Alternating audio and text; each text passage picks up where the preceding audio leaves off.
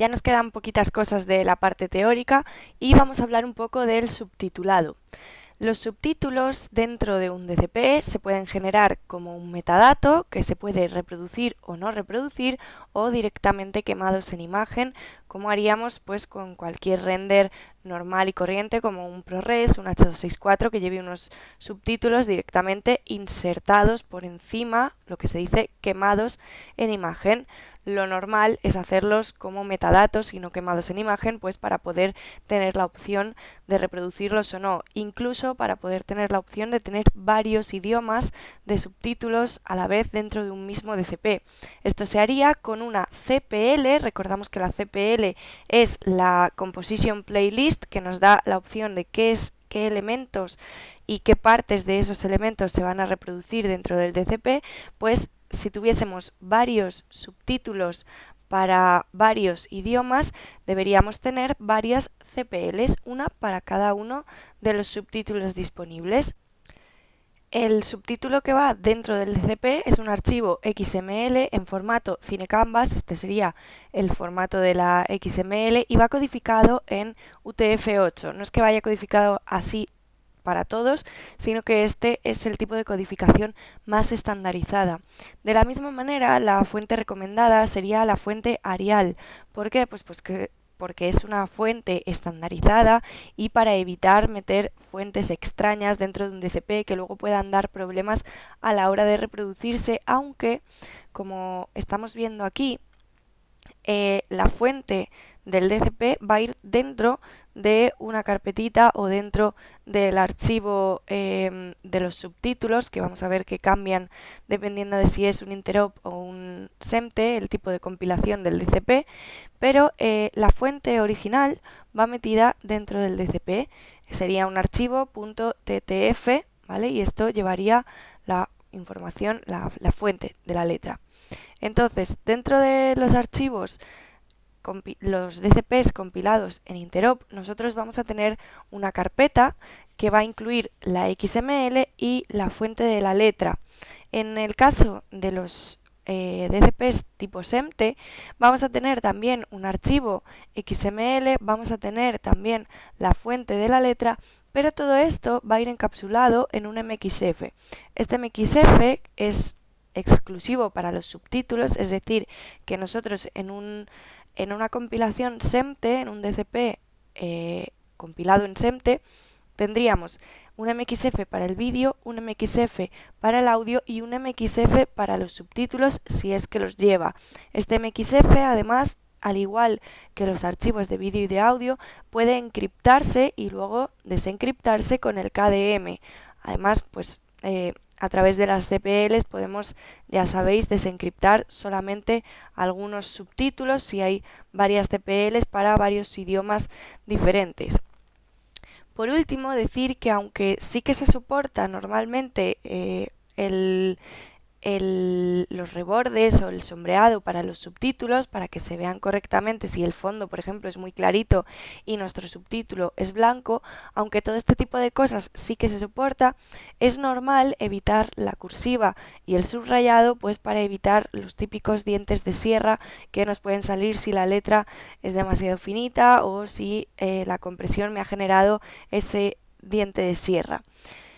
Vamos a abrir un DCP que tengo aquí de ejemplo. Nosotros teníamos hasta ahora este DCP con el que os he estado enseñando archivos y ahora he generado otro diferente para que veamos cuál es la diferencia entre un DCP que tiene subtítulos y uno que no lo tiene.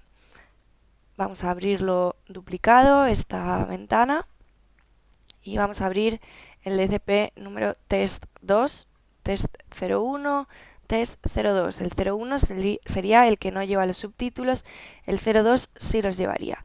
Tenemos el Volindex, el Asset Map, archivo de audio, archivo de vídeo, CPL y PKL. Aquí también Volindex, Asset Map, archivo de vídeo. Está creado con otro software, está creado con DCP-O-Matic. Ya veremos en la parte práctica por qué lo he hecho así. Archivo de audio, aquí vemos que es J2C, PCM, vídeo y audio, la CPL, la PKL y una carpetita nueva con un número. Este número recordamos que se correspondería con el UUID que explicábamos aquí arriba y que es una numeración única para cada archivo que se genera a través pues de la identificación propia de cada ordenador, de la hora, del minuto, del segundo. Entonces que cada archivo va a tener un UUID exclusivo y que nunca se va a repetir. Entonces aquí nosotros tendríamos una carpetita con su UUID que dentro va a contener una XML que sería CineCanvas, que también contiene pues la información de que es un subtítulo y el numerito, y un .ttf que es la fuente de la letra. Entonces, si nosotros abrimos la CPL que contiene el DCP que no lleva subtítulos, vamos a abrirla con el TextEdit. Recordamos que veíamos pues el UUID y luego un asset list con la lista de assets que contiene este DCP y tenemos main picture para la imagen, main sound y cerramos el asset list.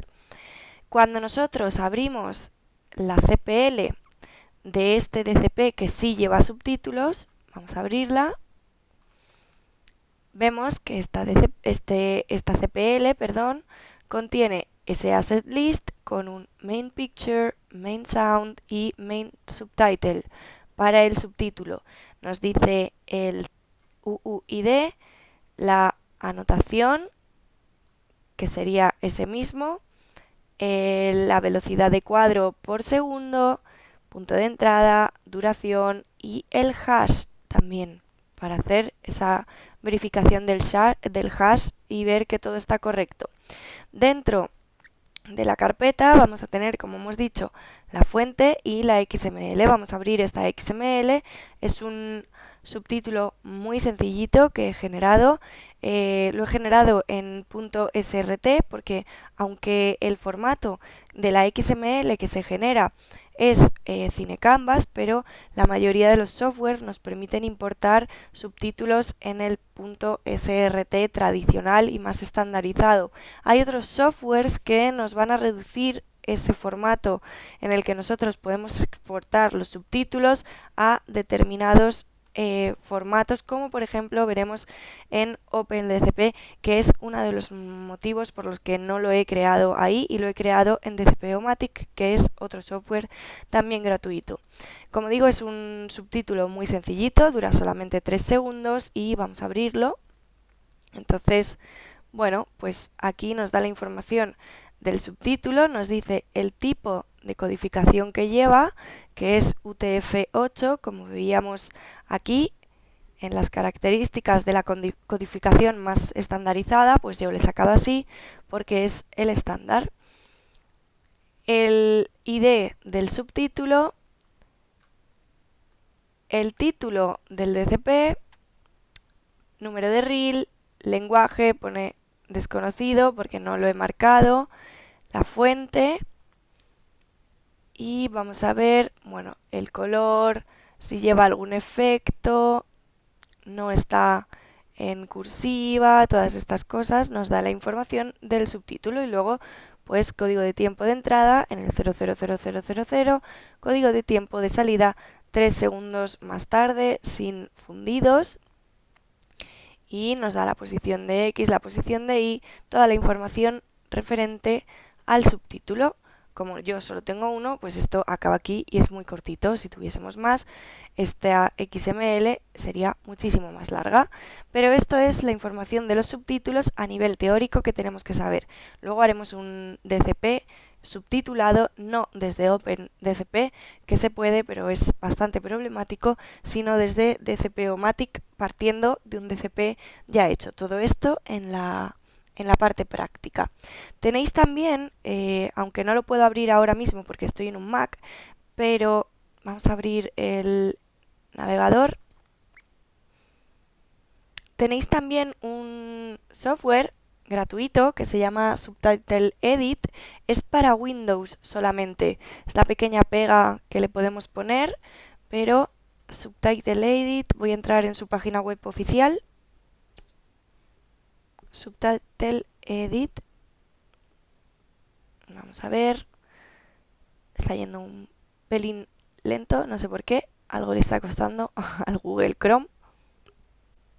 Ahí estaría. Entonces, en esta página web tenéis el Subtitle Edit, que es un software bastante sencillito que nos permite editar cualquier subtítulo. Entonces, bueno, pues podéis sacarlo en otros formatos o podéis editar si hay alguna falta de ortografía, alguna errata, lo que sea.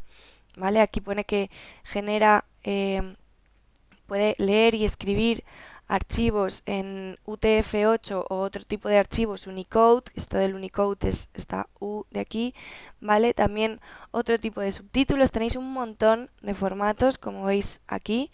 Subrip, pues eso, para el SRT, un montón de formatos disponibles que podéis convertir por si el software que estéis utilizando os pide uno en concreto, pues desde ahí lo podéis sacar, hay un montón. Y como digo, es gratuito, lo podéis descargar desde esta página web y lo único que es solamente para Windows, no está disponible para Mac.